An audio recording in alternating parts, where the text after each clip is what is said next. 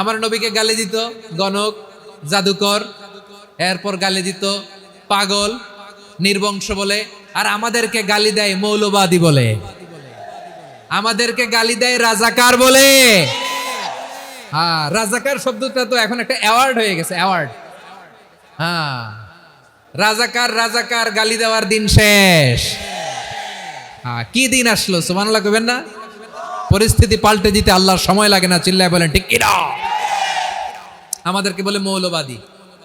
আমরা আসল কথা বলি, ভালো কথা বলি, দেশপ্রেমের কথা বলি, আমরা জনগণের কথা বলি, আমরা মা মাটি ও মানুষের কথা বলি, আমরা ইসলামের কথা বলি, আমরা দেশের সমৃদ্ধির কথা বলি।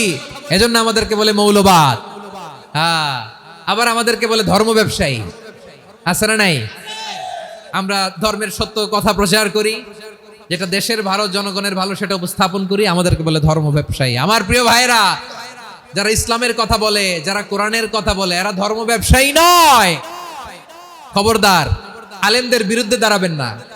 আলেমদের পক্ষে থাকলে আপনার জীবন উজালা করে দিবে কে? হয় আলেম হও, নয় আলেমের ছাত্র হও, নয় আলেমকে মহাব্বত করো, নয় আলেমকে সাপোর্ট করো। এই চারটা করো, 5 নাম্বার হয়েও না, আলেম বিদ্বেষী হয়েও না, তাহলে দুনিয়াও শেষ, আখিরাতও শেষ। চিল্লায় বলো ঠিক কি না?